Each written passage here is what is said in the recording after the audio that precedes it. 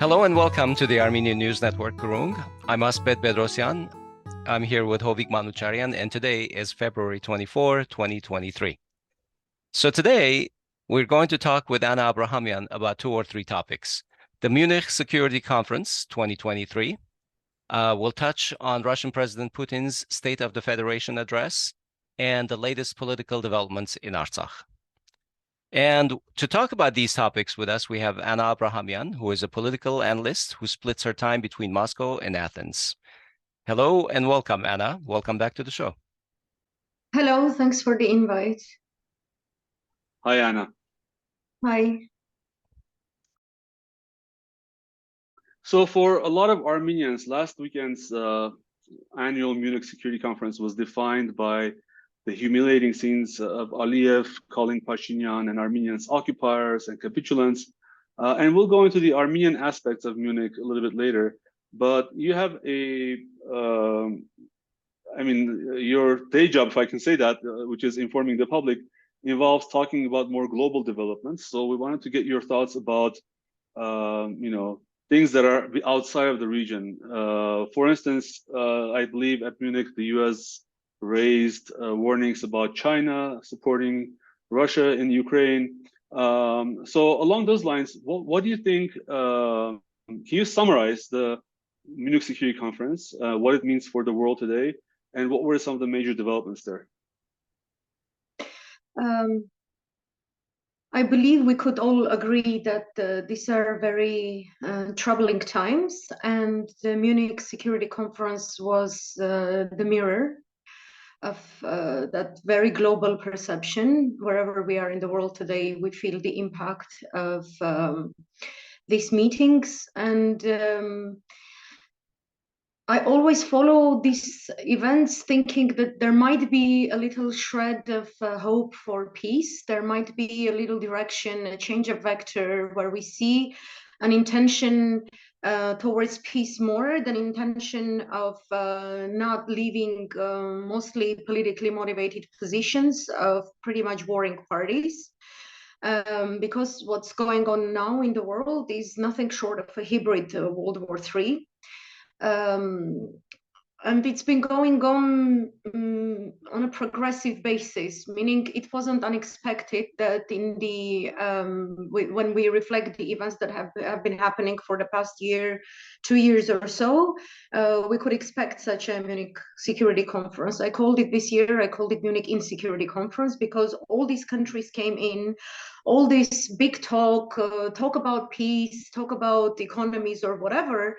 But the elephant in the room was that Russia was not in that meeting. Russia was not invited, and the West is continuing its campaign, where it clearly states in its strategic, in its military and security strategies, be that the US or the Britain separately taken, or the NATO together taken, that their main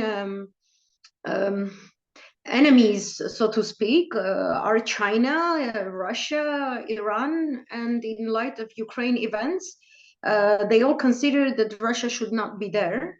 But thankfully, China was there, and we had a very interesting encounter between Secretary of State Blinken and Chinese Foreign Minister Wang Yi, and it wasn't a very pleasant one, because China traditionally doesn't take a path of direct talk, doesn't take a tough stance in an outspoken manner.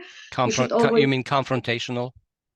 Confrontational, but even in the choice of wording, they can be confrontational in their statements, but the words are chosen very carefully. Usually this is the Chinese traditional approach especially to foreign affairs. So this time we had a very clear and sharp statement from the Chinese foreign minister. Blinken's statements were also very sharp and confrontational. So we saw a conversation between adversaries. But the main point was China had come not empty-handed. They have come saying that we have a peace plan, not only for Ukraine, but we have a doctrine for global security for everyone. And I happen to be maybe there aren't many people as me, but I like to follow the developments or how the media covers them, both from the Western angle. I monitor the Western press and I monitor the Russian press, and as much as I can Chinese press. I don't speak Chinese, but I am familiar with the common lines on how they approach to things. I saw that in the Western analysis of the Munich event, they failed to present this Chinese position, how unique it was, and how the whole world stands at the gates of hell about to be broken. No one was backing down. And afterwards, also, we had the Joseph Borrell's statement when he gave a press conference, and he uncovered the details of a private conversation that he had with the Chinese foreign minister, saying that he was asking me, what's the difference between you giving weapons to Ukraine and me giving weapons to Russia? And then he says, then I had to spend a lot of time explaining to them what was the difference, and he doesn't say the difference itself.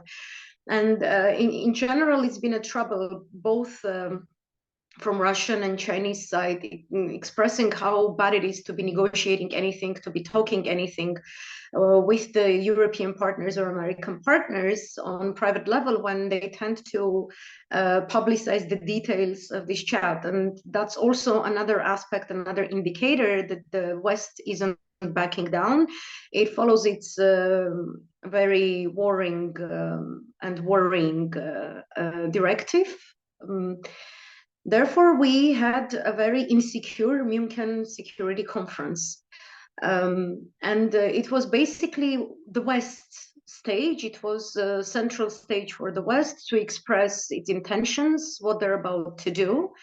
And it had a very heightened rhetoric that everyone in the world should join in within the West narrative about Ukraine, and that message was addressed to other regions of the world, to Africa, to Latin America, to Southeast Asian countries or so. And China had come to state that no, not all the countries are going to join into that. We have another outlook. There was no real space for that other outlook. Following the Munich Security Conference earlier in the week, Vladimir Putin gave a hallmark address to Russia on the state of the, I guess, Federation. How would you evaluate Putin's speech and this Russia-West confrontation? You said that China was not reserved in its language. Do you think it will be reserved in its actions in this, as this confrontation continues to increase?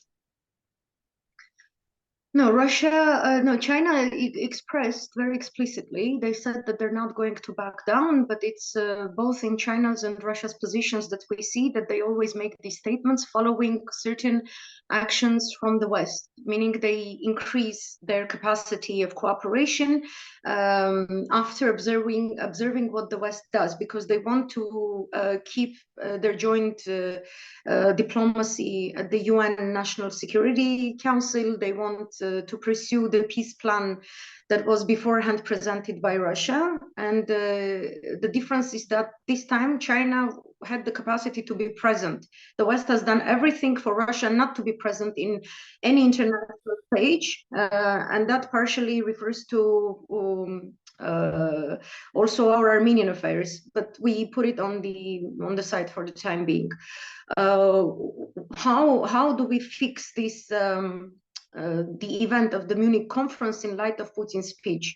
Munich's conference had this rhetoric that was very again one-sided by the West, and it showed that it was conditioned by their expectation, by their perception what Putin's speech would sound like. And they had cooked up the Western press before that, allowing different types of rumor level things to go through the press, which doesn't complement the West, saying that, oh, Putin is about to announce mobilization, he's about to announce he's going into an all-out war, he's about to conquer Moldova. As we speak, at this moment, the events in Moldova may develop into a very unexpected stage. So the West has been planning certain things, and Russia is aware of that. Putin, in his speech, gave nothing that the West was expecting, nothing that the West had preached its electorate that Putin would be talking about. And this is the evaluation both of the Western experts and the Russian experts alike, because in Russia also there was a lot of talk. What is he going to say? Are we all going out into a complete war? What's going to happen with the economy? So it wasn't surprising that most of his speech, he spoke for 1 hour and 45 minutes. Most of his speech was about Russia. He used the word Russia more than any other word. He did not speak of the West as an enemy. He reinstated the position of Russia before starting the special operation in Ukraine. He explained the public why they were doing what they were doing. And the most important part in that really referred to the West was the nuclear weapons reduction agreement, where Russia states that I'm going to freeze it for the time being. I'm not going to do any of my obligations because the other party is not engaging, is not coming together into a bilateral format of relations, but rather is enforcing its one-sided view onto us. And the Russian public received his speech very warmly, very positively. There is a lot of ultra-leftist, sometimes even ultra-rightist directions within Russian internal politics, who wanted to see a more patriotic stance from his side. They wanted to hear more support for the military, high-pitched statements. They didn't get any, so I would evaluate overall it was pretty balanced, and it gave a lot of confidence to the public and decreased the worries. But also, let's emphasize the fact that right after the Munich Security Conference, the Chinese foreign minister arrived to Moscow. He was in Moscow when Putin was making his speech. He had high-profile meetings with the head of National Security Council, and then he had a high-level meeting with the Foreign Minister Lavrov, and then with Putin. And after the Munich, basically Russia and China stated their cooperation together on a much deeper level than before. Saying that it is based on the West's approach to the entire situation, because the West, even today in the G7 summit, restated its position that they're going to arm Ukraine, that they are preparing for a long haul of such actions. So I don't see any surprise there why China and Russia would be cooperating deeper. At the same time, again, emphasizing their position, this has been repetitive in their positions, that they are not joining into a military union aimed against certain adversaries. They keep insisting that they do not view the West as their enemy, as their adversary. They are doing everything for the West to come to a negotiation table, be that the matter of Ukraine, be that the matter of Taiwan, that everything be negotiated and resolved within the UN National and the UN Security Council. This Right. is their position, and they stay loyal to that position. Anna, from a global perspective, I have a question for you. Most of the world right now views the ongoing crisis in Ukraine and other places as a global war or a global crisis between, I should say, global conflict between Russia and the West. Is this perhaps even China versus the West? And even Russia itself has been used as a proxy. We can view it, you're right, from the perspective of the formed public opinion, which is guided by highly controlled media. It doesn't complement the usual perception of what is freedom of speech in the United States or in the West. So it has ceased to be exemplary for most of the part of the world. I don't like to make approximate statements, but we can say that the aim of the West to have most of the participants of the Munich conference join into the West perspective of how they should behave regarding the Ukraine issue is not shared by most of the world. And traditionally, both in Russia and China, the public and the press refer to it as an Anglo-Saxon problem. They view it within the light of an inertia of neo-colonialist manners of managing business, led by dollarized economy, run by mostly British and US-led NATO. And China and Russia's position is that NATO ceased to exist in its format because NATO, by its nature, always has to appoint someone, an adversary, an enemy, in order to exist. It's its raison d'être, so to speak, and they are against it. So the world doesn't really share that opinion. It only is the Western position that Ukraine is just between the West and Russia. But if we look at the NATO summits every year on July, NATO concludes an annual summit where it pinpoints the main actions for the coming year. What do they consider a global security threat? And usually that forms, that opinion gets formed prior to the July summit, when the leading countries of NATO, the leading decision makers of NATO, put these security issues in their national security plans. The US has one, the United Kingdom has one, EU countries have one, but the leaders are the US usually and Britain. And it's been the pattern for the past 4 years, and before that too, and during Trump's administration as well, where China was placed as the main adversary. And everything within the foreign policy regarding security matters should have been constructed with the logic in mind that the main goal, the final goal, is the weakening of China's positions, be that in global economy, be that in global security measures, in global diplomatic channels. The real threat for them is China. They're not hiding. They talk about it openly. They cannot outlaw China by imposing the level of sanctions that we've been seeing happening to Iran, afterwards to Russia. And now gradually they're being applied to China as well. But after the Munich conference, right the next day, China imposed sanctions on certain US companies. Right. In the defense and technology spheres. Patents regarding to certain technology that China considers of strategic importance for its own interests and does not want any US involvement anymore. That's also very unusual for the Chinese approach to foreign trade. Which means Chinese bear. I don't call it Chinese dragon. I usually call Chinese panda. I know it's a dragon for in US geopolitical analysis, but Russia is really the bear that has gotten out and it's fighting a war.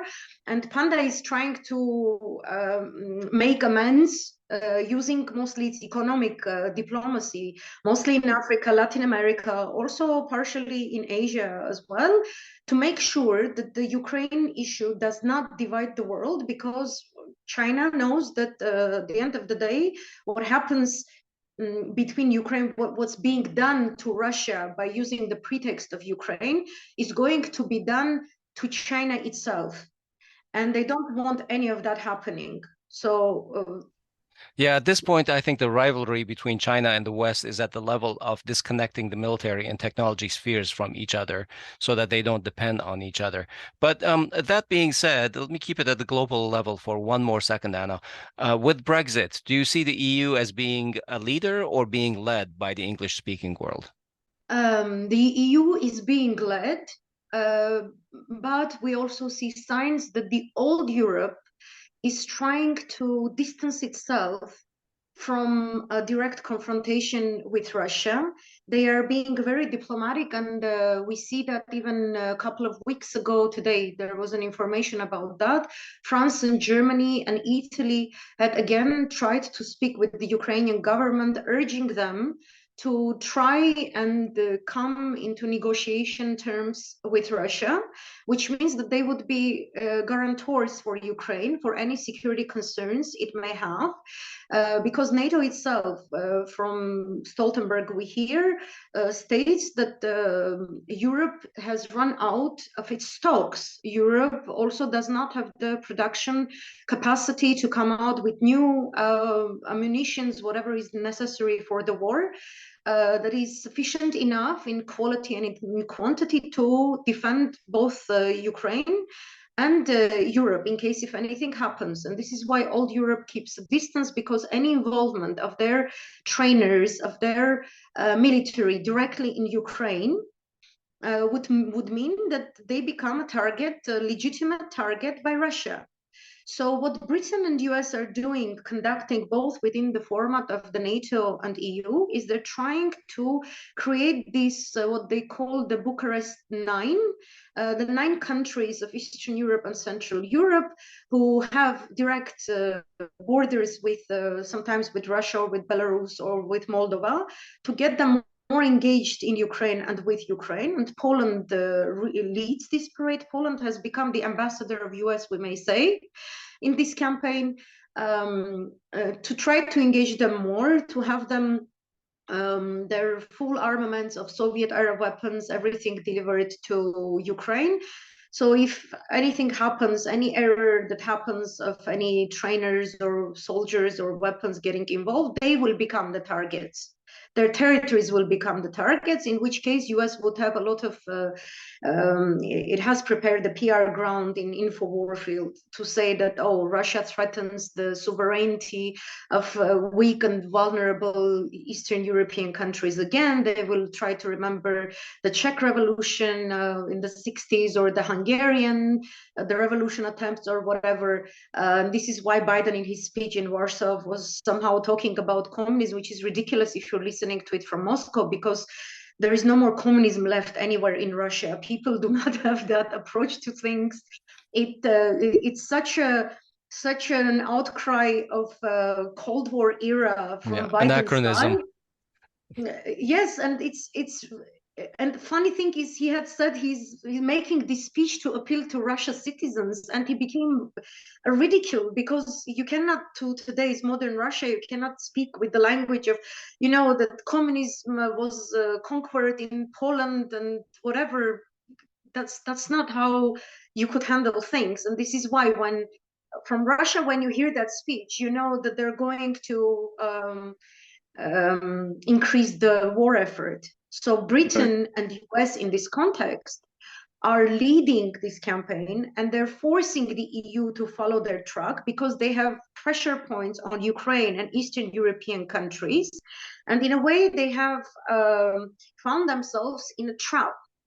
They cannot convince the Eastern Central Europeans to not follow the path that is enforced by Britain and US, because they're more dependent on those 2 countries.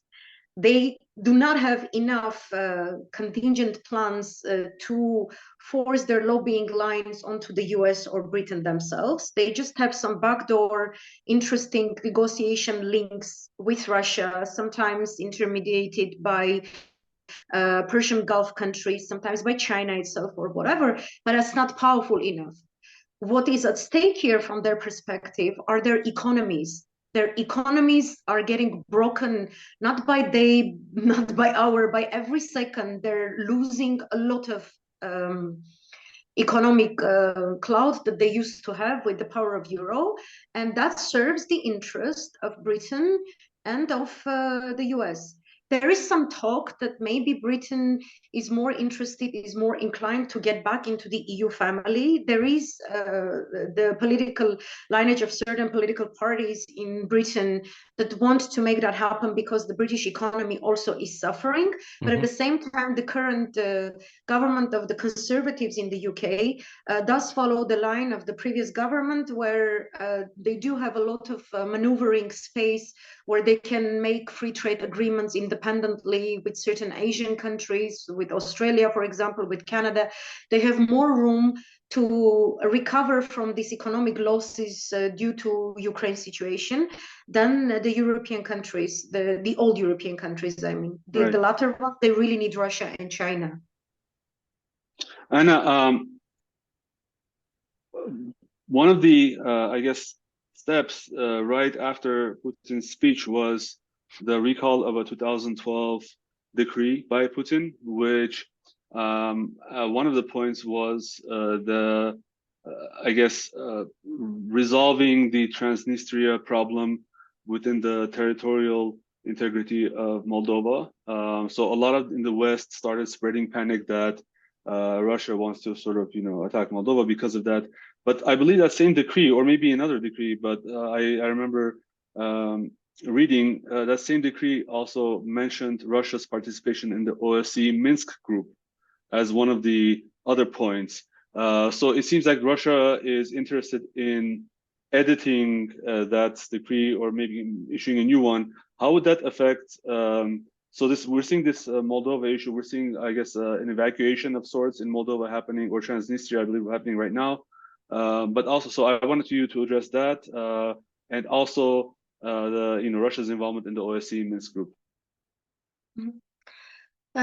In Moldova's constitution after the collapse of the Soviet Union, there was an interesting article where the country pledges to neutrality when it comes to including Transnistria issue, or Pridnistrovia. I cannot say Transnistria in English because I have it in Russian.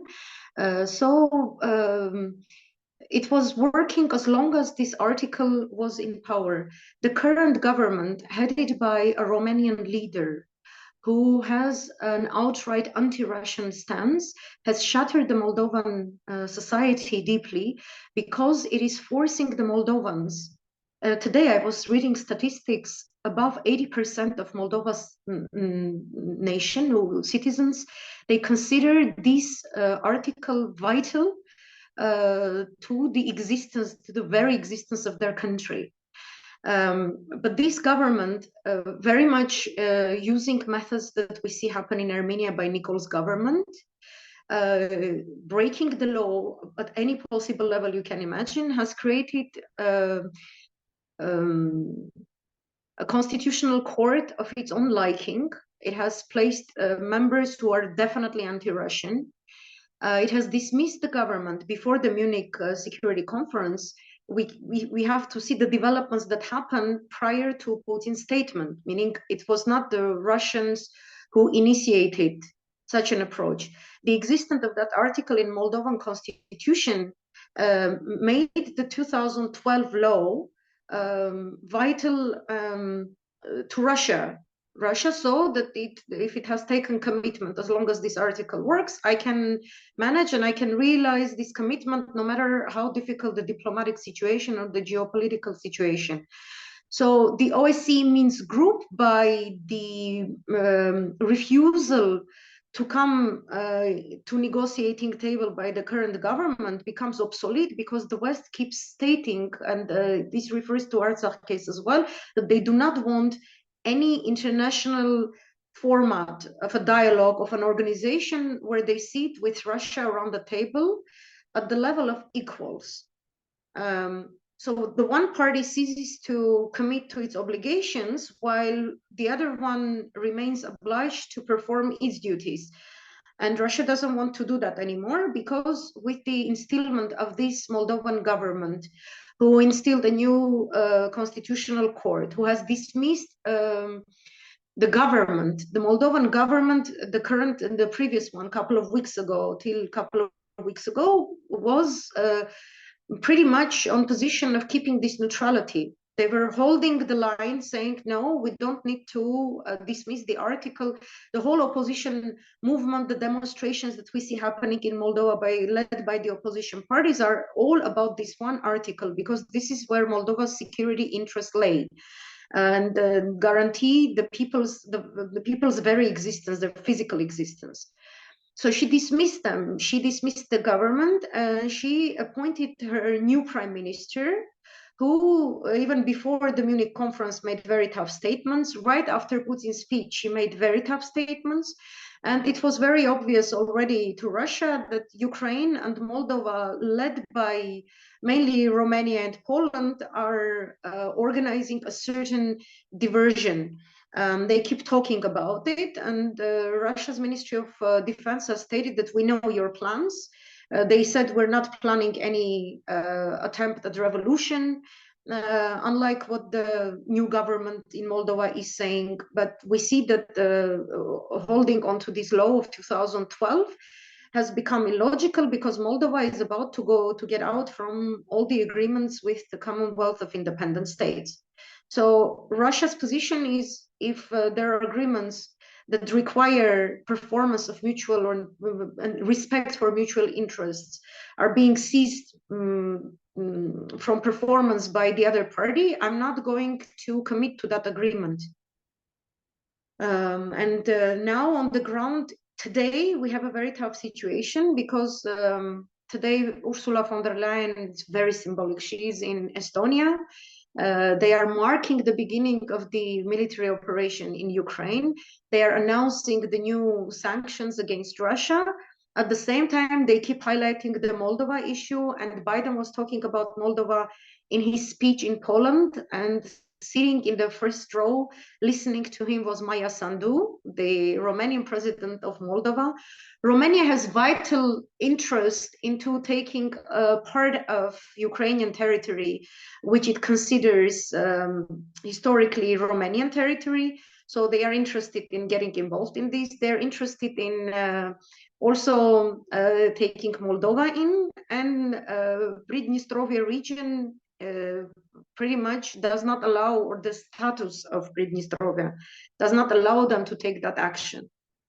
So now we're going to see how the crumbling of the legal basis of this peace going to result in the region itself, because it will impact everyone. And Ukraine and Moldova keep stating that something is about to happen.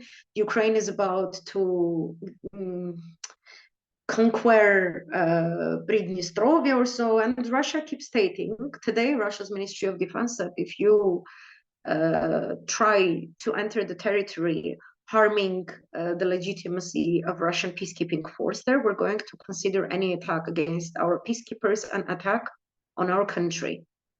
But I'm yet to wait and see what will happen on the ground, because we had reports from last night that there is about 15,000 to 20,000 Ukrainian troops at a border with Transnistria. There is a railway that there have been certain weapons being delivered.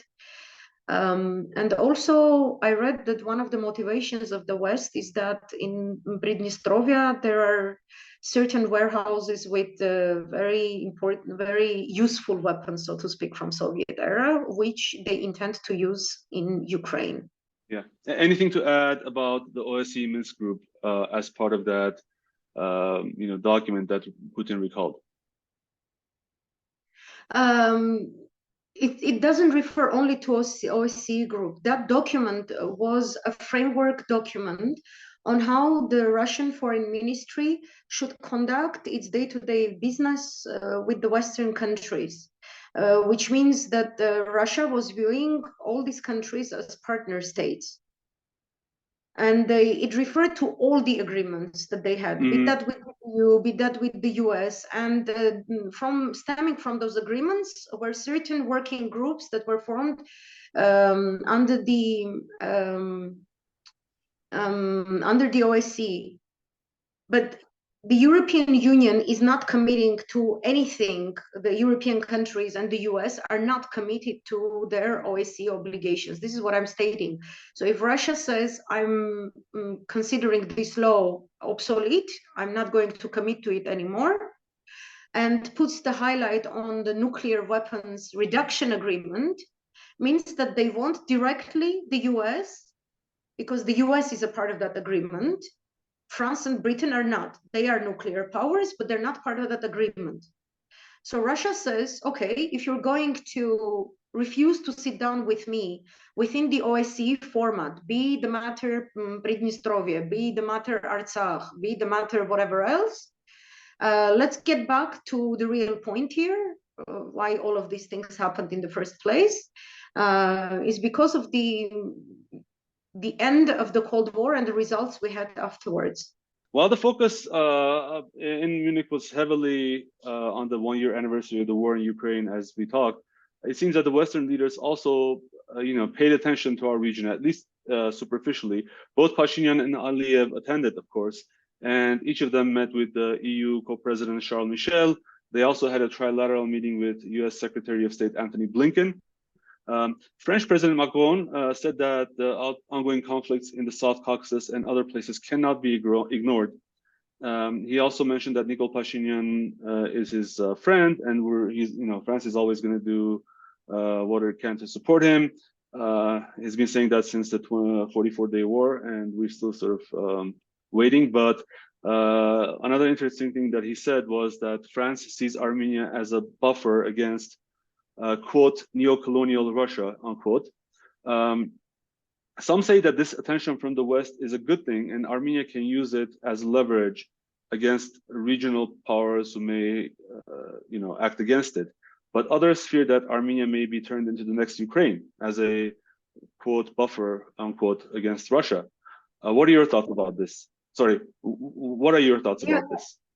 Well, this relates to your previous question about the OSCE. Why the West does not perform its duties as per the OSCE agreements on different regions? Because both Moldova and Armenia, Artsakh in particular, are pressing pressure points or pressing points which the West can use against Russia, and they would like another front to be opened. That is a part of their strategy, and they would like to see the Russian peacekeeping force to leave both places, and immediately the area, especially Artsakh, when we're talking about South Caucasus, would go aflame. I don't have a similar fear for Pridnestrovye, even though that will happen there as well.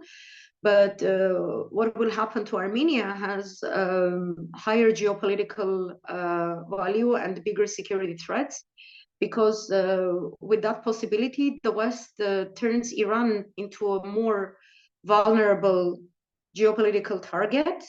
And this is one of the goals as well. They managed to get Turkey to have a better and freer access to Central Asia, which will give them a huge field of diplomatic maneuvers, economic maneuvers, not only to be conducted against Russia, but also China. And it's very degrading of Macron to speak of Russia, of Armenia as a buffer, or to speak of Russia as a neo-colonialist power, because if it weren't for those 2,000 Russian peacekeepers, the disaster that one may expect may happen to the Artsakh people if there are no peacekeepers would have happened right in the aftermath of the war, if not during it. And the situation on the ground is that our war is not over. The threat against Munich, Artsakh, and eventually all of Armenia is not over. And the European stance in the Munich conference towards Armenia was like Armenia was its pet project. They are willing to fight against Russia till the last Ukrainian, till the last Moldovan, till the last Armenian. They use us as a buffer, specifically not considering what will happen with our very existence. And today, for example, there was a protest in Russia, in Moscow, against the US embassy, and they had put with the projector a special message showing the number of the Ukrainian soldiers dead thus far on the warfield. It's 400,000 Ukrainians. Ukraine has a population of about 40 million people. They can perhaps go on, even though the level of tragedy, the scale of tragedy is huge, but they do have space for retreat. us in Armenia and Artsakh, we don't have any space for retreat. And Macron, if he was really a friend of Armenia and not Nicole, and if Macron was really respectful of the heritage that survivors of Armenian genocide brought with them to France and contributed to France in such great scale, in such great and exemplary and unique manner, he would have sat down at the negotiation tables within the OSCE framework with Russia, treating the Artsakh issue differently from the overall stance that NATO has towards Russia in all the other regions. So this is another example, sadly, that France, with its own pompous position about its own sovereignty or independence or being a leading geopolitical world power, is pretty much the vassal of the United States, because we hear very genuine statements from French politicians, not necessarily messages channeled through the Armenian lobby in France, but really politicians who genuinely understand the cause, they understand our history. France is unique from that perspective. There are many EU countries where you really have to make the case, you really have to make an effort to educate on the historic background of the Artsakh issue, but that's not the case with France. Therefore, a real friend wouldn't put us in a position like that.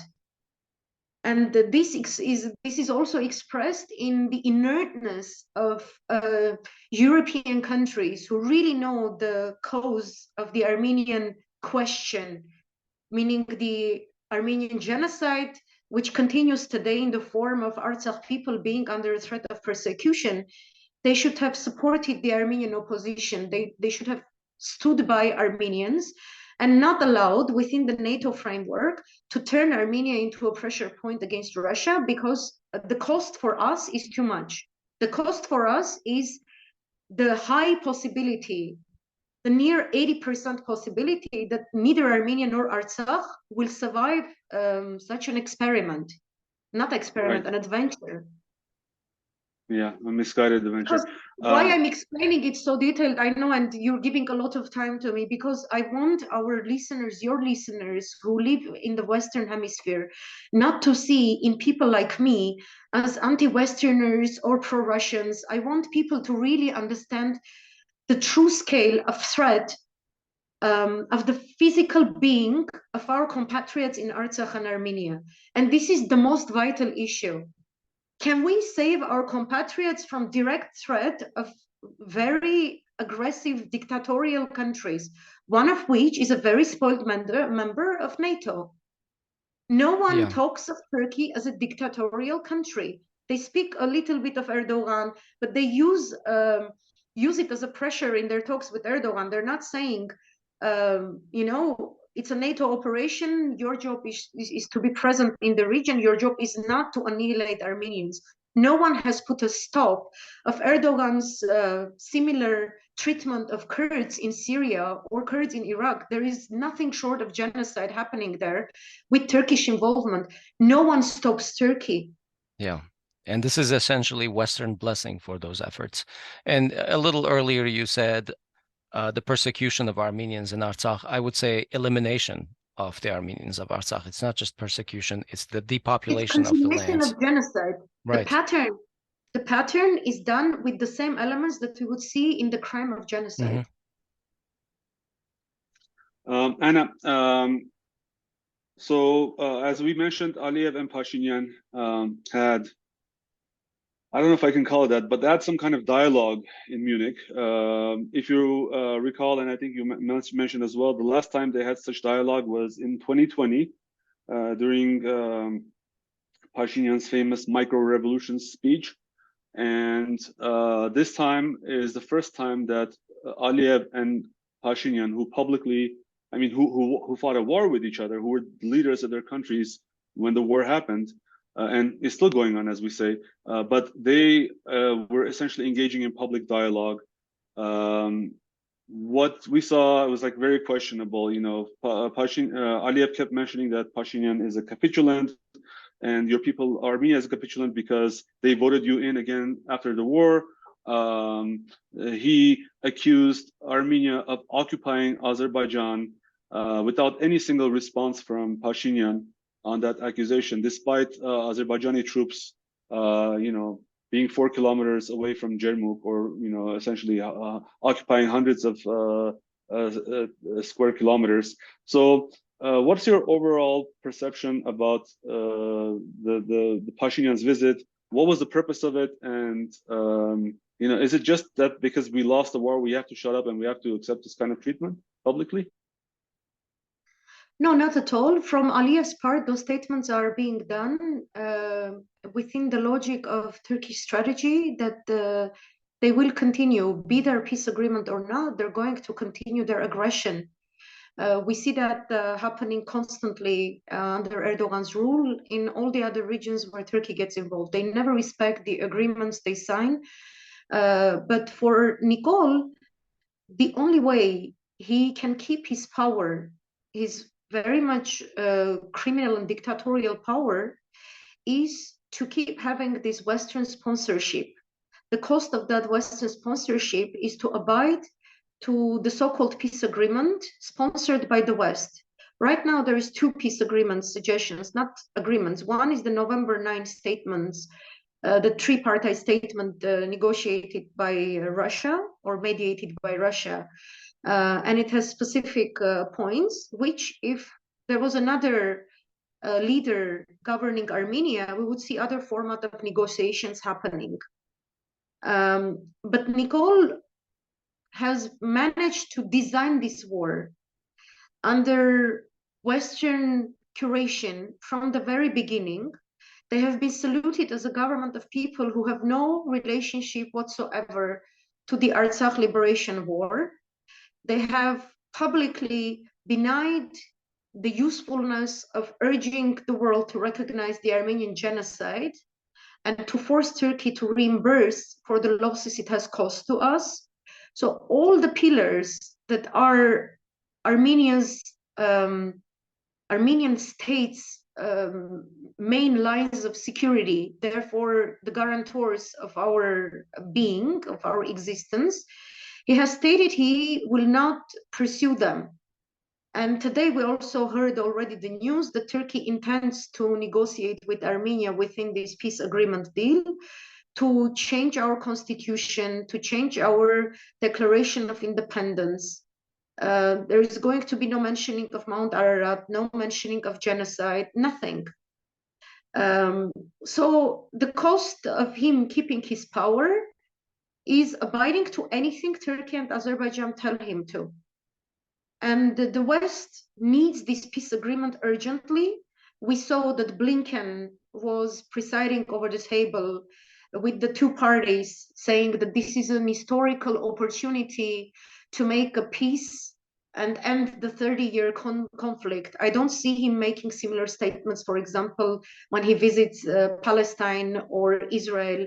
I don't see any urgency in the conflict of Cyprus, for example. But in this case, they have a very numb character. They have a character that abides to all their sayings. They have a character who pretty much lacks education, lacks experience, lacks personality at the end of the day to state the position of his country. He's a criminal, he's a criminal who is walking around and causing damage in freedom, pretty much like Turkey has been doing that for 100 years, while not having recognized the genocide or not having been punished for the genocide of so many nations. I don't see any difference. What's happening to us is the continuation, or the Munich conference is like a mere reflection of the Berlin conference, where Hrimian Hayrik was saying, we went there to see if we can take a little part from that big casserole of harissa. And suddenly we discovered that the ladle they had given us was made of paper and not metal. And right. Nikol is like a walking ladle made of paper. And he has no intention to defend Armenia's rights or Artsakh rights. He wants urgently to sign the Western agreement. He abides to all the demands that the Azerbaijani side makes him to. And no, he's not using it in order to try to make a balanced foreign policy between different parties, you know, to try to say to Russia or Iran, no, I don't want to negotiate with you this way or that way because I have a Western backing on this matter, and vice versa. He's not doing that. He uses our pain, our national cause, in order to defend his own position, his own safety. He has no safety. Without this, he has no safety. So let's now zoom into the mess that we have in Stepanakert. After, I guess, nearly a month of hearing the swirling speculations and political rumors, it finally happened. State Minister Ruben Vartanian was sacked by Artsakh President Arayk Harutyunyan just yesterday, after he had appointed him to the position on November 4, 2022. 2 or 3 weeks ago, the news came out that some Artsakh officials had traveled, not only to Armenia, but also they were in Russia. And then Harutyunyan came back and launched an initiative to amend the constitution in Artsakh to allow the parliament to appoint a president if he resigned during martial law. This led to the speculation that he wanted to resign and not leave Artsakh in a constitutional crisis in the middle of a blockade. But it turned out that then Ruben Vartanian returned to Stepanakert as well, and the Azeri demands for his departure, not only from office, but also from Artsakh, crescendoed and hit a peak in Munich when Aliyev was insulting Vartanian and saying that he would not negotiate with Russian puppets over Artsakh. And now we see that Ruben Vartanian is dismissed. What are your thoughts about this whole Ruben Vartanian affair, his removal, and what happens next? As you remember, when he was first appointed, I had a very critical stance about him. I kept that critical stance because there are these type of politicians or people who suddenly appear in politics who are pretty much targetable. When a country is in a crisis situation, you want to bring someone to resolve that crisis, you will try to do that with a person who is least targetable. His targetability is at maximum because he's a very kind of, in Russian they say a gray cardinal. I don't know, maybe in English they say the same. No, they have that too. Oh, he's a gray cardinal because he had certain assets and actives in Russia. He has certain assets and actives in the West, particularly in London. He had no issue working with Azeris in Moscow, working with Turks prior, and there has been no interest from him expressed after November 9.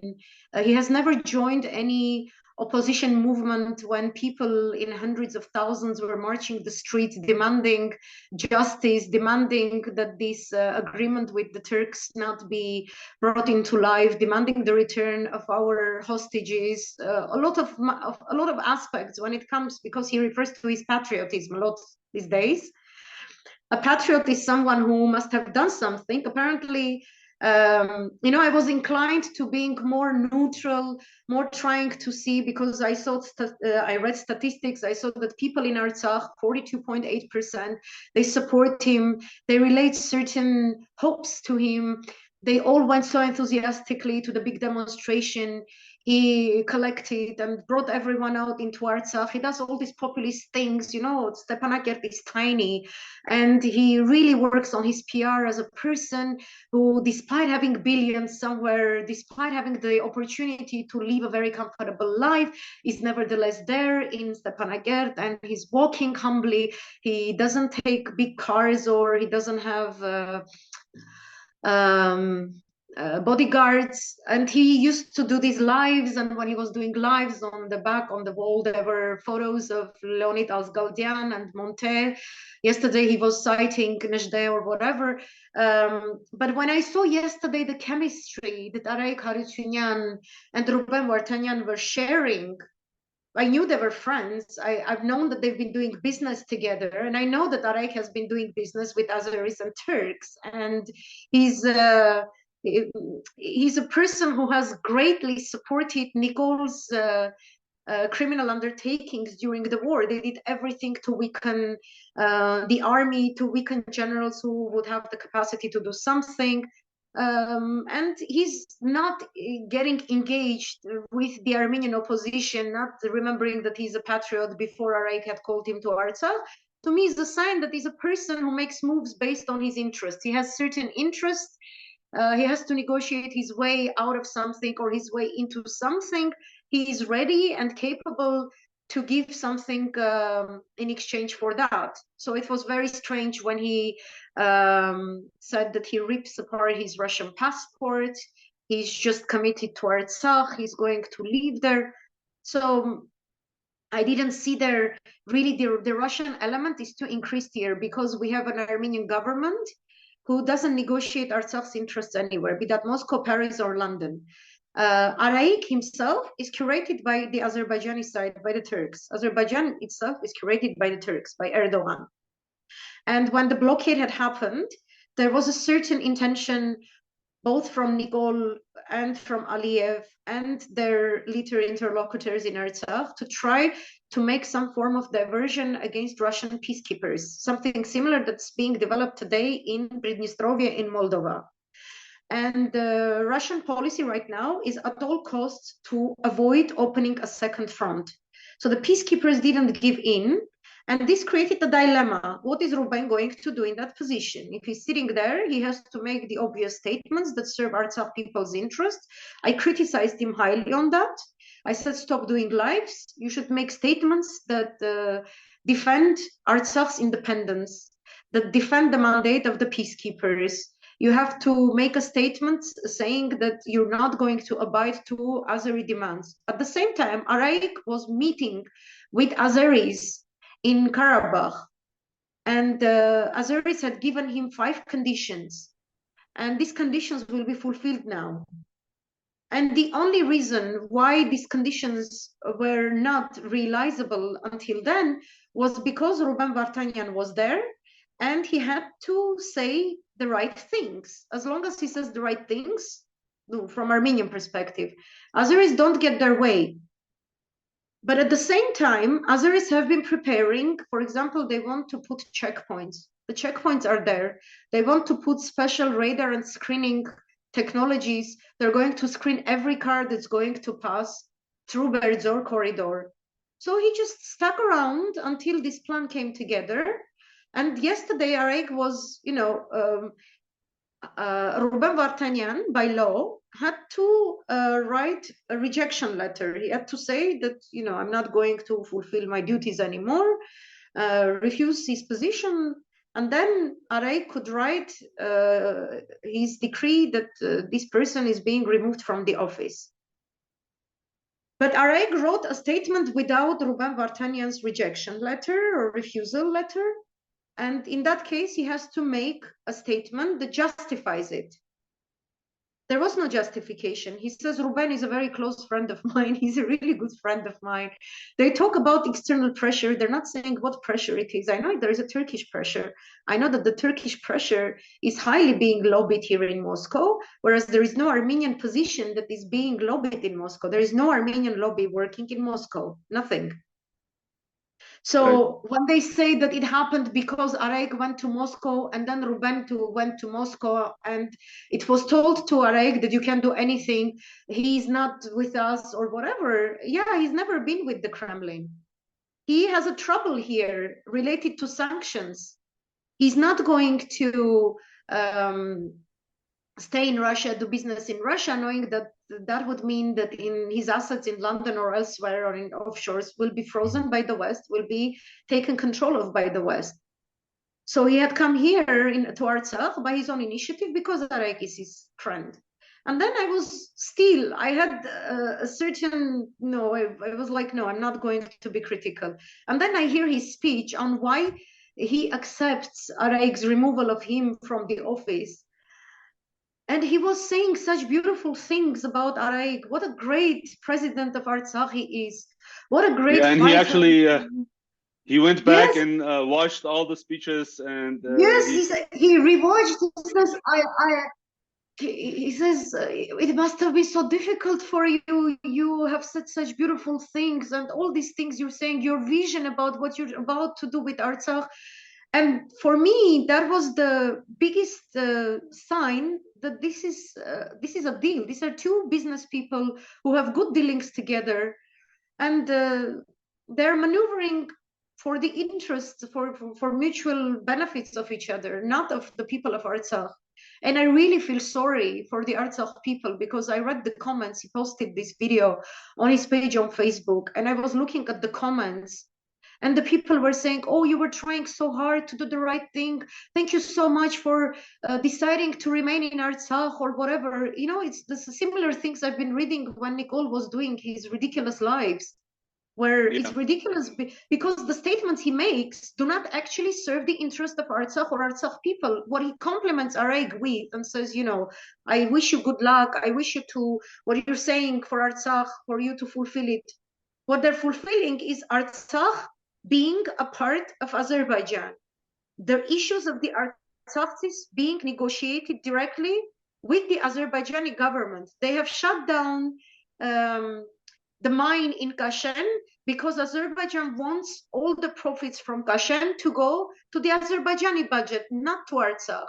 The owners of Kashan are not going to be Artsakh businessmen or pro-Artsakh or pro-Armenian businessmen. They're going to be pro-Azerbaijani businessmen. It could be an Azerbaijani owner, it could be a British owner, whatever. Without going too much into it, I was one of the people when Ruben Vartanyan came under intense criticism, sometimes from all sides in the political spectrum. It seemed to me and to many like me that if Aliyev is the main one criticizing and demanding Ruben Vartanyan's departure as a precondition for opening the blockade, it felt that at the time the right thing was to support Vartanyan, and in the hopes that for at least for me it could be a counterweight. Sorry for the joke, but a pretty big counterweight to Arayik Harutyunyan. Do you believe that? So despite everything that happened, I mean, you mentioned that they're two businesses and they did have a past together, working, supporting each other, but under the situation that was constructed basically around them, besides, for instance, the technical issue of Vartanyan writing a letter of rejection or resignation, what else could Vartanyan do but to leave his position, and he's not leaving Artsakh? And also, if he resigned, would it not be actually sort of counterproductive for him to cause a big mess and say, well, I'm gonna sort of act against the Artsakh government, even if for the sort of selfish reasons or sort of the ulterior motive of maybe being allowed to stay in Artsakh and do further good, maybe not under the government, not as part of the government. Him or anyone else in that position, the state minister's position was a very unique opportunity to have the Artsakh's cause negotiated, stated in all the international possible venues we could imagine.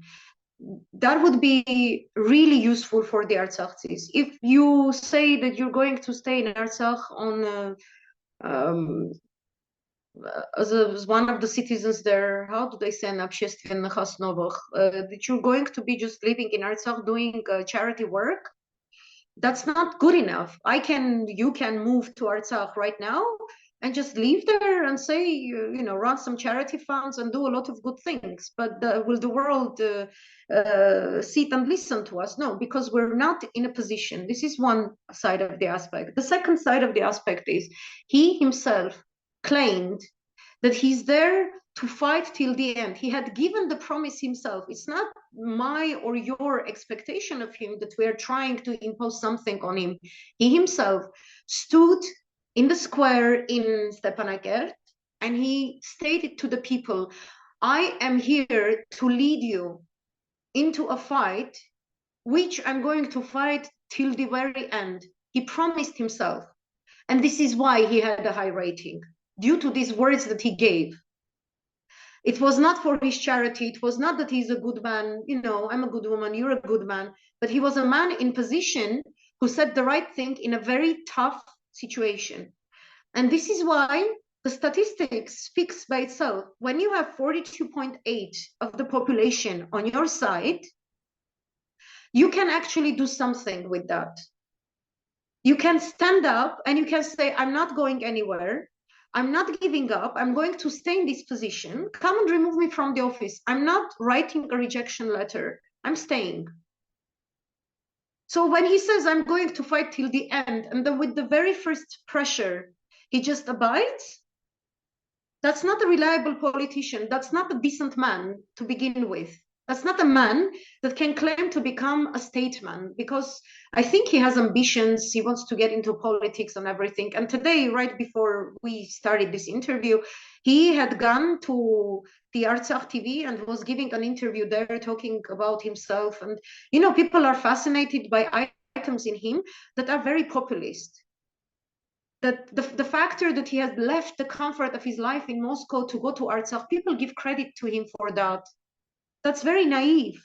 They should be more critical. And my position from the beginning was that please just be critical of whatever he says. Just follow up on what he says and what he does.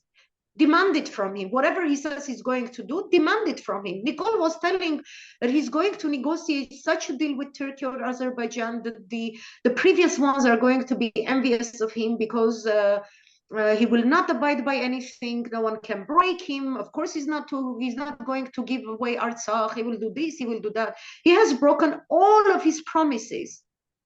But people were just blinded saying, oh, we love him, he's this, he's that. And he was making populist statements right and left. And Ruben is no different. So, Anna, what value do you see that he brought to the table for the last 3 months that he was prime minister or state minister in Artsakh? Do you see no value that he added? No, he's a disaster. He's a disaster. He really uses very naive sentiments to claim that he had a positive impact. Within 100 days, he hasn't changed anything. To bring a little bit of good citizens' behavior that we see typical in the West, that it's a really good asset. It is a good asset. I'm not judging it. It is a good asset. It's something that's missing from the societies, both in Armenia and Artsakh. Okay. Yes, but that's not good enough. You said you're going to fight till the end. Where is your fight? He's quoting Garegin Najde, at the same time giving such a praise to Artsakh. You know, even if he would accept that he's being removed from his office, he should have showed that he's not pleased with that. He should have showed resilience. I didn't see any part of his statement that says, I'm going to stay in Artsakh in order to continue my fight. No, he's very clear. He's going to do his charity work. Maybe for his comfort later on, he will come to Yerevan at a certain point and continue his political party's activities. And, you know, the people he chooses to be his political party leaders or followers or whatever are people who have brought Nicole to power. They're people from Lusavor Hayastan, a political party that is being used right and left by Nicole, and they take no responsibility for the disaster that happened to Armenia and Artsakh. So to evaluate Ruben Vartanyan's overall activity, there is no impact apart from I condemn him for all the lies he had given, because he had used something more valuable and precious. He had increased people's hopes. He had raised people on their feet. He had given them hope, and then he just took it away. Yeah, okay. Why I'm telling you the one important message, because another error in Armenia and Artsakh is people, and in general, Armenian public, we like to think and talk about politics in terms of the personalities that come and go. But I want to tell you about the impact that's going to happen after his removal, after no one being anywhere in power position to state Artsakh people's interests. You know what's going to happen? They're going to make people of Artsakh leave. Just as I've seen what happens to the Serbs in Kosovo, Armenians are going to be forced to leave, and nothing is going to stop. You can have a case in The Hague. You can go to the Court of Justice of the UN claiming that what's happening to Artsakh is wrong. Every such case will take at least 5 years, even if it's being heard by the court in a regime of emergency. Within 5 years, can you imagine? And then there's no way to enforce anything anyway. No, can you imagine what Azerbaijanis and Turks can and they're capable of, and they are expressing it, they're explicitly say what they're going to do to the people in Artsakh and then to the people of Munich? So I want all of us to really think of that matter, because when we think from that perspective, we are all in the same boat. We are together in that. We come together. When we start to think, oh, did Ruben Vartanian make a good impact or bad impact? Who is for him, who is against him? Who thinks Serge is good, Serge is bad, and Nicole is good, and Nicole is bad? These are all distracting political technologies. They distract all our nation from the core aspects that we need to take care of firsthand. That's what's happening to us. I'm really sorry. I explain a lot and I talk a lot because I have so much desperation in me, and I don't know how this message can travel, through your audiences, because we need to pay attention to what's going to happen to the people there. They're not. Yes, they're strong. They're really strong. They really love their land. We love Artsakh, all of that. But Syrians also like their Syrian villages and towns, and Iraqis did too. In all this, we should not also forget that there was also immense pressure from Yerevan against Vartanian. Now,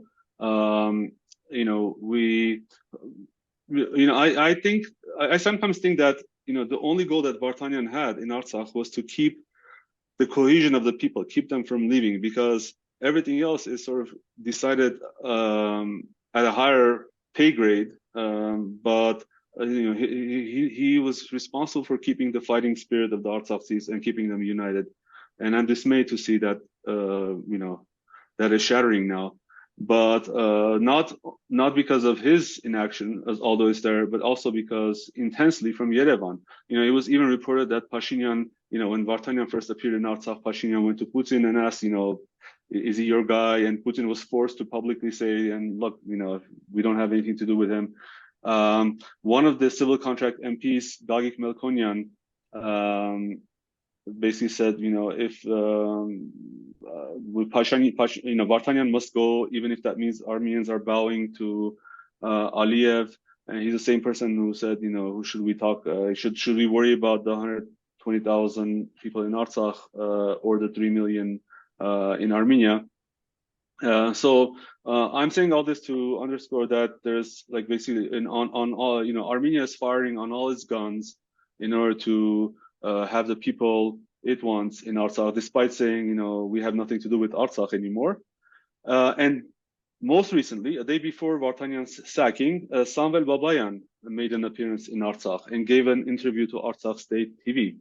Frankly, I'm surprised that they allowed that interview to air, but he basically publicly said that he wants to be appointed as state minister and he could show results in 100 days. And what those results are, he explained, he explained in his interview. He said that Artsakh can help Aliyev get rid of Russians from the region, and that is an enticement for Aliyev to negotiate with Artsakh. And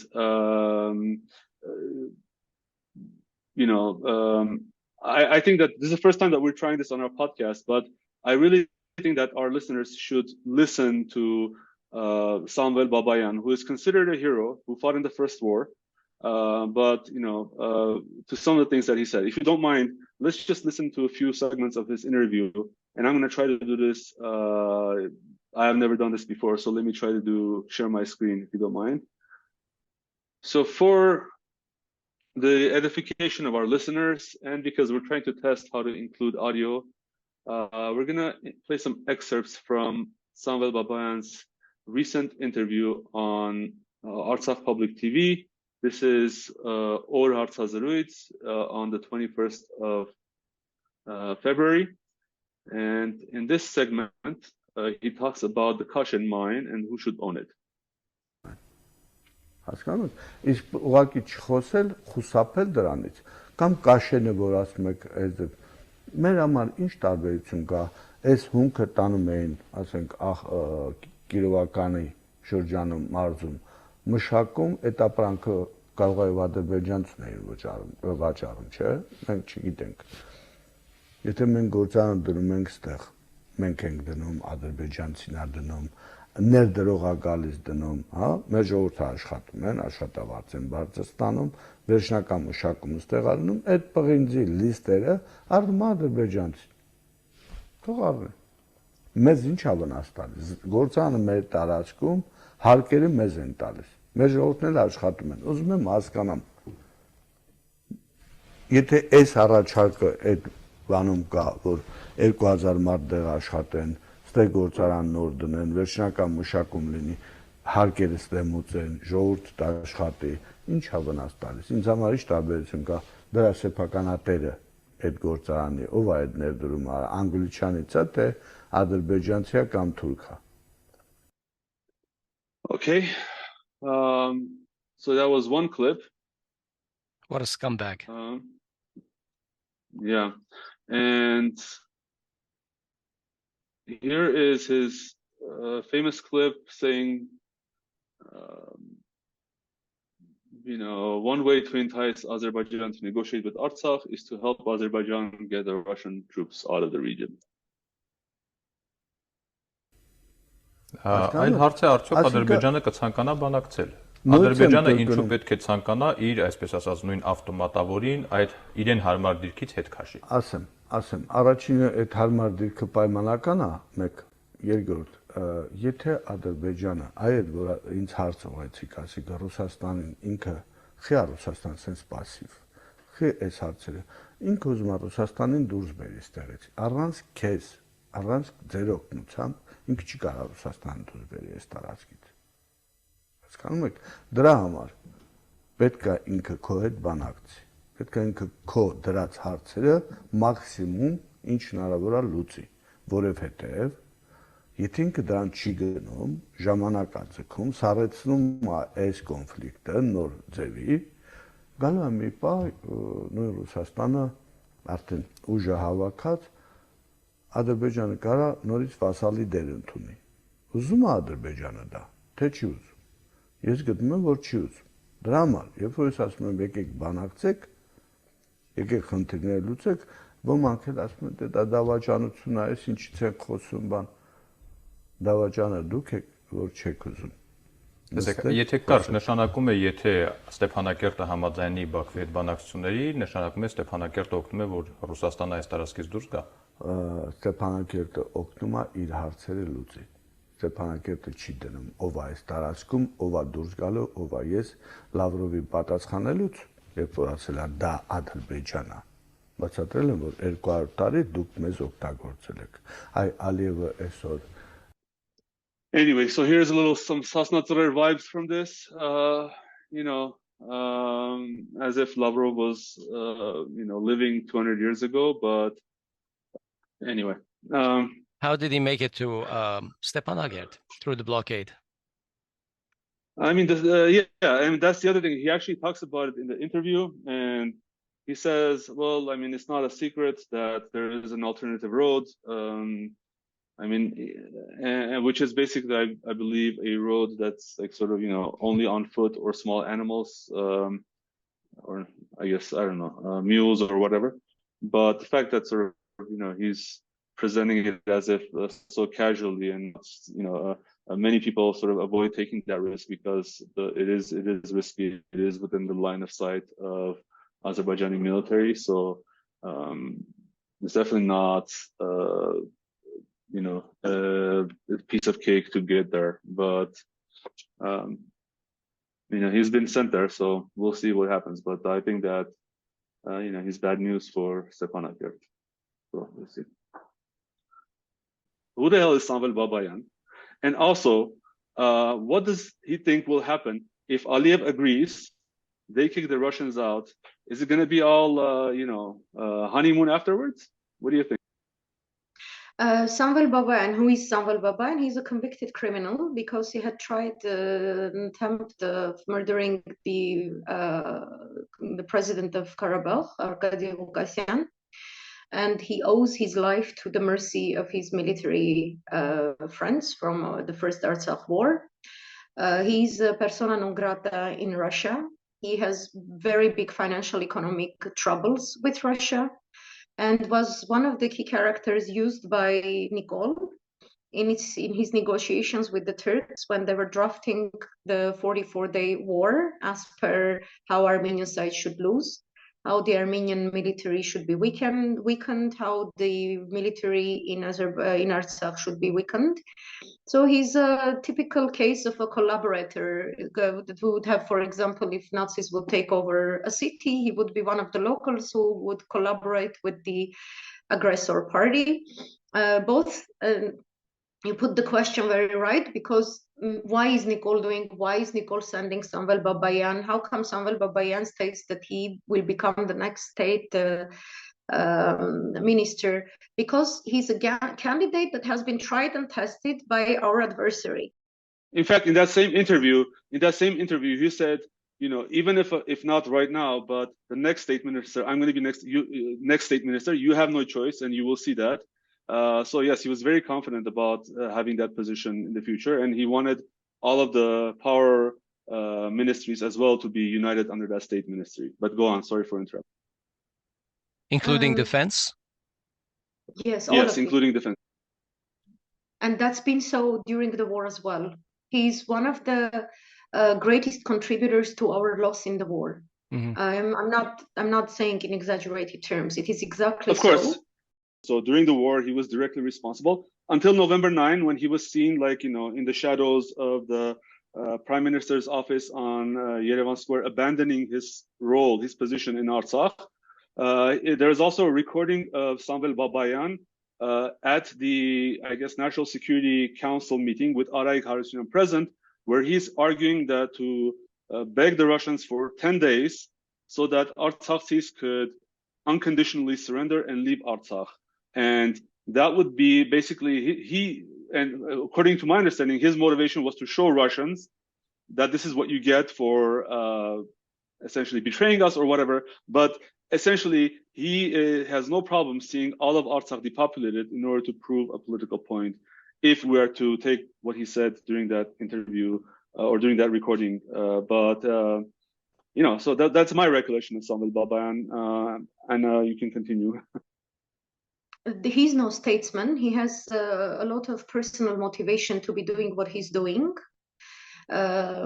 because he has been in very, very big trouble in Russia with financial matters, as I imagine also is Ruben Vartanian. So these people are not motivated by the country's or the people's interests. Let's be very, very clear about it. And this is where the big tragedy of all of us is. Nicole leading this parade because he also, with the condonement of Western embassies in Yerevan, makes a lot of effort convincing the public that once the Turks come, once we give Munich, once we give this, once we give that, everyone is going to live a very happy life. Everyone is going to be economically very well off. We're going to have excellent relations with Turkey. And I've seen that happen so many times, and it doesn't matter who will be leading Turkey, Erdogan or an opposition party. For Turkey's security strategy that is very narrowly counseled with the British interest in the region, they consider Armenian presence there as a threat. We are a national security threat to them. If we will have any Armenian left, it's going to be anything but Armenian. And Georgia right now has a similar issue where the region of Ajaria is so Turkified that they really have virtually no power over that region. And it's for me also tragic when I have to explain to Armenian audiences how Turkish expansion works, when we have seen that happen for 700 years. Always Turks giving beautiful words, never coming from the get-go saying, get out or I'm going to do. They only come with the weapons and saying, get out or I'm going to cut, after they have prepared the ground for it. So Samvel Babayan is preparing their ground for Artsakh. They need to have a de-Armenianized Artsakh so that they can go on trying to take over control of key roads in Munich, in Zangezur, in Meri. And the West and Israel are equally interested in this because it will give NATO access to Central Asia. with Turkish power essentially presented there, and Israel will have lots of room to maneuver against Iran. And Israel these days is not making any humble statements. They really make expansionist statements on what they're about to do with Iran. So Nicole's government serves this interest. And Samvel Babayan speaks confidently because he has the green light from his curators, from Turkish curators. And Artsakh will be emptied of its population. And if Ruben Vartanian tries to stress in his interviews and his speeches that he's going to stay there with all his money, he's going to make sure that lots of Armenians come and live in Artsakh, whatever, you know, he promises so much paradise with his words. But I saw the statements coming out of Azerbaijan after he accepted to be removed. And they said that their goal is to have him removed from Artsakh altogether, which means that any person that they see threatening this peace plan, part of which is Samvel Babayan and this Nicole, because they see Artsakh as part of Azerbaijan, which means Artsakh Armenians are going to get Azerbaijani passports. Everything is going to be administered from Baku. The Kashan mine is going to pay all the taxes, all the profits to the Azeri budget, and there is no such thing as Azeri budget. There is the Aliyev clan budget and Aliyev's wife's clan budget, the Pashayev family. And they're going to strengthen that power. Araik and Samvel, they agree to that. So if Ruben has already given up his position as a state minister, he should know very well that he's under a new threat, that the next stage of negotiations by Nicole and Araik and Samvel with the Baku government is going to have as a precondition Ruben Vartanian's removal from Artsakh altogether. And I don't see him being unpleased with it. I don't see him fighting against it, because the moment you fight against the Turkish precondition, they have a habit of backing down. He's not fighting. What I see is more like a programmed game, which may have Ruben at that point, for example, moving to Armenia, saying, you know, it's very similar to Nicole's retreat. I'm calling a retreat so that I can save this many lives. And then he calls another retreat so I can save this many lives. The same thing is doing Ruben. And Samvel Babayan being in that position of state minister will make sure that Ruben is removed. There is not going to be an influx of new Armenians into the region, because everything that refers to the life of Armenians in Artsakh is going to be administered from Azerbaijan. I talked in private about this with a lot of people, but for me, you know, I still hold out a very small percentage of hope that Ruben Vartanian, you know, this is a big test for me, like, of Ruben Vartanian. If he indeed stays in Artsakh, and if he's able to do some, you know, significant amount of good there, being outside of the government, then that could be clearly visible, you know. But if he's forced to leave, and if he sort of, and if he does leave, because I think that you know, Artsakh cannot kick him out, the Araik and Samvel Babayan cannot kick him out without his acquiescence. What can he achieve? So, essentially, so I mean, he has a lot of financial capital. If it is just directing that financial capital towards having a sustainable, self-sufficient defense industry in Artsakh, I would, you know, obviously I'm saying things that Anna is probably laughing about in her mind. So I'm sorry. You're rolling your eyes. But, I'm not laughing. Yeah. No, I'm not laughing at what you're saying. I'm saying this. He had the financial capacity to really strengthen his position within these 100 days in Artsakh. This is the first point. Yes. He didn't do it. He will not do it afterwards either. And now he's even in a more vulnerable position than he was before. This is one. Second part, why I had a little smile on my face, for which I apologize. Okay. No, you know, because of the urgency of everything that happens to Armenia, you know, I tend to lose my manners, which is not right. But, you know, the point is this, the point that I was making from the beginning: to what extent is he targetable? If his capital is in Western countries and he really needs it to do anything, he doesn't get to be free on how he's going to use that capital.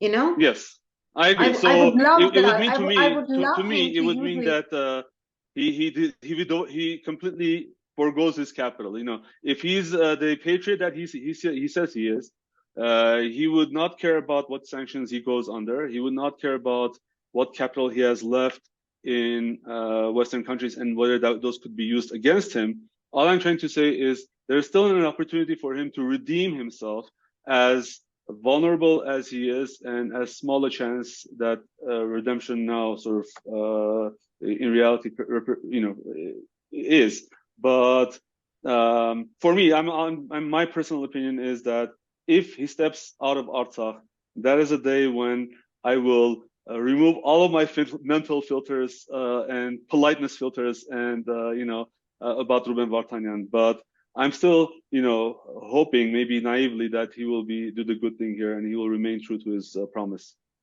to stay in Artsakh.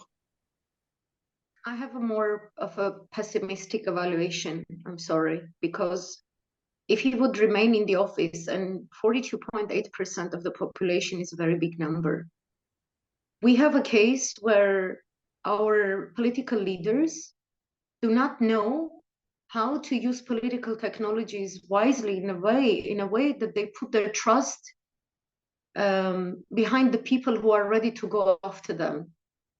Time and time again, in Armenia's opposition's case as well, we as the people, we stand up on our feet, we go after them, we raise them up, and we say, let's go do this, you know, we give our strength to you or whatever.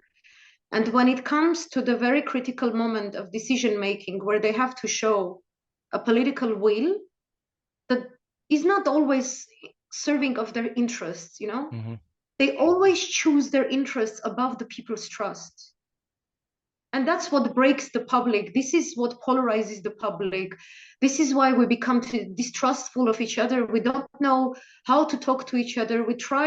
Our people try to find the problems within themselves. We start to question our ethnicity, what it means being Armenian. Are we good enough, you know, to have a political, historic heritage of 5,000 years? Are we good enough for the memory of our ancestors who fought, who were genocided? Are we worth it? Are we worth to have a state? People are having this type of arguments with each other, within themselves constantly. But in reality, the big elephant in the room, the biggest problem, is the lack of political will and the lack of political literacy in our elite, be that the religious elite, the political elite, or the business elite. We don't know how to put our nation's interest above our self-interests. We don't know how to draw roadmaps where we can, on a short time scale, sacrifice our personal business interests or personal political gains for the sake of a long-term gain from which benefits the entire nation, which means these are people who are highly insecure. They don't know how to build character within their teams as well. Self-serving and very narrow-minded, unfortunately. That's where the problem is, in my opinion. I don't force it onto anyone. But if we start to think from this perspective, try to fix things thinking from this perspective, we might get a chance. But I'm not sure, for example, that people like Ruben Vartanyan are willing and able to listen to people like me.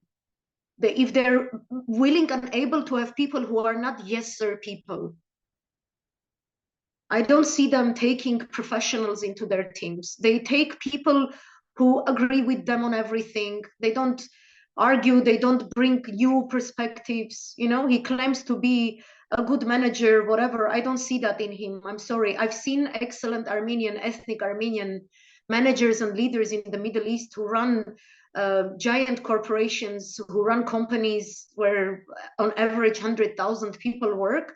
I saw leadership skills in them. I see good managers, Armenians, even here in Russia, or we see that in the West or whatever. And our potential of such people is not being used to have a strong state and and educate our people on political matters. I'm telling you, yesterday I was reading what the Artsakh people had written. Please don't go. They were saying, finally, we had gotten a chance of a really good leader and we didn't welcome him really well. You know, they were self-condemning and justifying him. No one in the West will justify a leader who backs down. You know, stay and fight. They will demand him to stay and fight. Fight for me so I can come after you. They sit there and they feel sorry for him. And he gloats in it, you know, he sits there and he's giving interviews as a hero. He's a loser, he's not a hero. He has lost the fight before it had begun. That's my conclusion. And with this, I think we should conclude as well. Thank you very much, Anna, for your time. This is a very interesting and lengthy discussion, and we hope to have you on again in the future. So thank you very much. Yeah, thank you, Anna. Bye-bye. Bye. That concludes this Conversations on Grung episode, and we hope you found it useful. As always, we invite your feedback. You can find us on most social media and podcast platforms or our website, grung.org. Don't forget to subscribe to our channel on YouTube, like our pages, and follow us on social media. On behalf of everyone in this episode, we wish you a good week. Thanks for listening, and we'll talk to you soon.